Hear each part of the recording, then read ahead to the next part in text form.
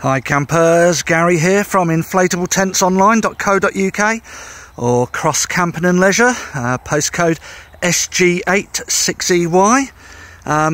Video for you of the new 2017 Outwell Vermont 7SA.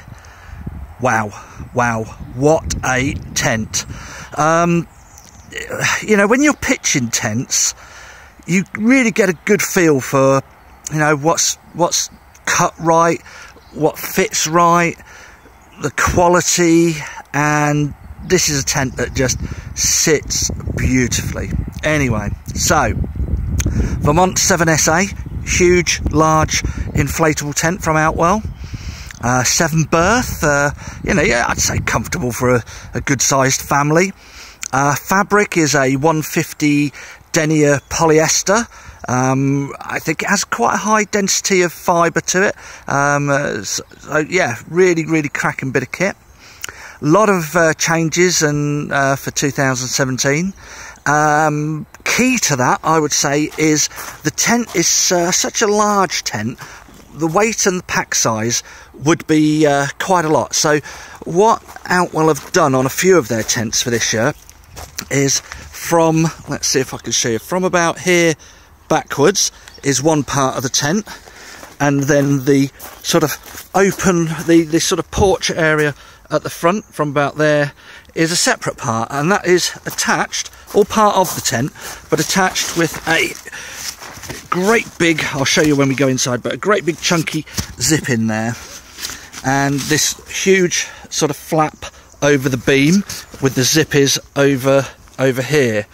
There's a little zip here for the guy ropes to come out through there.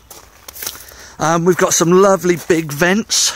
Now these vents will close up when you're packing away, but vents are there for a reason, and that's to leave them open at all times, in my opinion. If it's cold, put a jumper on, get thicker sleeping bags, but you want that vent there to allow airflow to flow through your tent to help reduce the condensation. So here at the front we have this huge sort of awning area with a big door that rolls back. Now that door also has a large mesh panel. Curtains on pretty much most of, not all, but most, maybe even all. The windows are all zipped. That means obviously you can have them zipped all the way down, but you can have them zipped upwards to wherever you want, even if it's just a foot of window open at the top, letting some light in, but the rest of the tent sort of very private. The ground sheet in the front of that sort of awning area is actually part of the footprint. The footprint for this tent comes all the way under the sewn-in ground sheet part and out into the front of that awning. There is actually another ground sheet that comes with the tent, which is a bathtub sort of ground sheet that goes into that area as well. So let's have a little look inside the tent. And again, this is one of the larger sort of awning areas on most of these sort of tents. So there's your vents up above the window, and yeah, pretty much all of those curtains are all zipped. We've got them zipped down on that side and halfway up there to show you how that works. Now with the air system on the Vermont 7SA, it's a single inflation point tent, and when I say that, in fact it sort of is on this one, because the tent is split into two parts. So from here backwards all inflates in one go, and then the front awning all inflates in one separate sort of section. But very stable tent with this sort of arched design. So again, looking back with this porch, you have this sort of partition door which we've rolled back halfway. If you follow that bright yellow line along the bottom, you can actually unzip it all the way across. There's a huge big mesh panel on either side of this door section, and that has a curtain where you can roll it up to seal it. This little sort of wardrobe hanging bit of fabric can be taken out. It does actually come with a bar that hangs from these straps here and here, and that is a wardrobe. Some people actually just use it and put a kid's loo in there. So looking at the tent on the left hand side, another large window with curtain, large door with a mesh panel, a curtain which we've got rolled up, but you could roll that down, and a window on the outside. On the right hand side here, behind that wardrobe, is another window with a curtain. The side door on the left hand side of the tent has no window, but it's a large mesh panel again. You can probably see down there we have a inlet for the mains electric with velcro tabs running up the beam to a hanging point, and down the other side again to another zip down the bottom there for a mains electric to come in. So you've got mains electric access on both sides of the tent. Inner tents. Okay, that red band around the bottom there basically means this is one of their super duper fandango large inner tents. Good sized doubles in each one. I'd say a really comfortable 6 berth. 4 or 5 people, yeah, masses of room.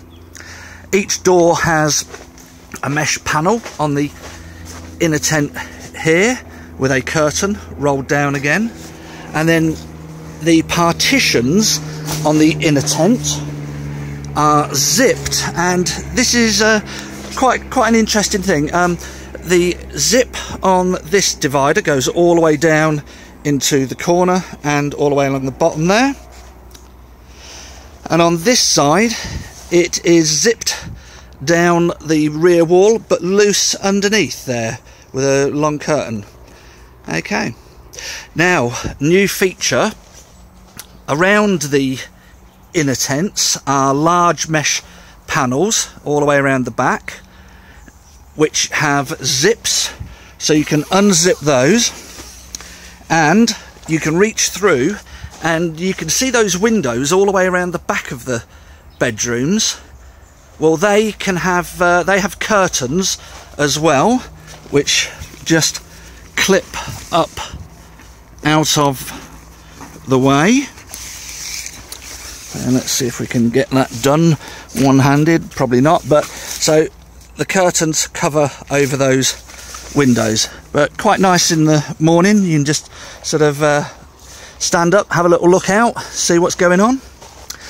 We have this sort of hanging guy rope mechanism that runs across the back of the inner tents just to hang a few little bits, pockets down the front of the inners. So yeah, pretty phenomenal bit of kit. Oh, this footprint, by the way, there are no holes for these pegging points across the front of this partition wall, so no holes in the footprint, so you would just peg through that. You know, footprints, they are what they are. Footprints are a semi-disposable. They're the sort of thing that, you know, if you want to get anything ripped or damaged or whatever, it's the footprint, and that's what they're all about. So I personally wouldn't even bother pegging those 2 pegging points just there. It's in fact, in my opinion, better to have that loose, so if kids come through and they do sort of trip on it or whatever, nothing gets ripped. So I prefer not to even peg those sections on a lot of tents, but that's up to you. So oh, what are we talking about? Side porch. That is actually a side entrance. A lot of people again may well use that for other reasons when you've got little kids. That side door, let's unzip that, and that side porch has lots of curtains. They just toggle up. I knew there was some toggle up curtains, so they just toggle up. But yes, you can actually roll that door and use that as an entrance way if it is a bit rainy, that sort of thing. Yeah, cracking bit of kit. Let's have a quick run round the back of the tent to give you more of an idea of these windows on the bedroom areas. So there's some windows there. I'm going to trip over a guy rope there. Windows all the way across the back with lots of big vents all the way across the back of the tent. Lovely patterned fabric embossed with the sort of Outwell logo. And I'll quickly just show you the inflation points. Oh, inside you can lock off once you've blown the tent up. Because this is all linked together, you can lock, that's actually letting the air flow through, but you can lock those off. So each individual beam is locked off. Then we come down to here and you'll see air out, and that's the valve for letting the air out of the tent, and air in. This is where you blow the tent up. And where the single inflation system comes into its own on tents is when you're using an electric pump. And when the new Outwell electric pump arrives, we will do a demo of blowing this tent up. So because this tent is in two sections, the front part of the tent and then the rear part, there's another in for inflating and out, but then the rest are just out air sort of valves. Now when you're pitching this tent, what we would do is we would lay the rear section of the, well, we'd put the footprint down, optional extra, but we'd put the footprint down. We would then lay the rear half of the tent down, peg the rear corners, pull the tent forward, peg the front corners where all the sort of sewn in ground sheet part is. Then, because the footprint is down on the ground in that front porch area, I would get the fabric out for that front porch awning area. Down on the ground, I would zip on that front area, and that's just one great big chunky zip from down here all the way up and across and down. And then I would pull that front porch forward, put a couple of pegs in, maybe not in exactly the right area. I would then open both of the side doors, and that's to allow air into the tent. And I would start my electric pump or use the manual pump and blow up the rear of the tent, all in that one inflation point system. And then I would come to the front. In fact, at that point, if it was a little bit breezy, I might even put a few guy ropes out, and then I would come to the front and inflate that front porch area. So for such a huge tent, one person can put it up very simply. Yeah, fantastic bit of kit. So this is Gary from Inflatable Tents Online. Give us a ring if you like the look of this tent. We have some package deals, and we always try and look after our customers. Yeah, or you can come and see us at Cross Camping and Leisure, SG8 6EY, just south of Cambridge. This is very early March, and we've still, you know, not got very many tents on show just yet. Still got lots more to go up, lots of space. But yeah, if you want to come and have a look at that fantastic bit of kit, it's on display at the moment. Always ring to double check. Cheers.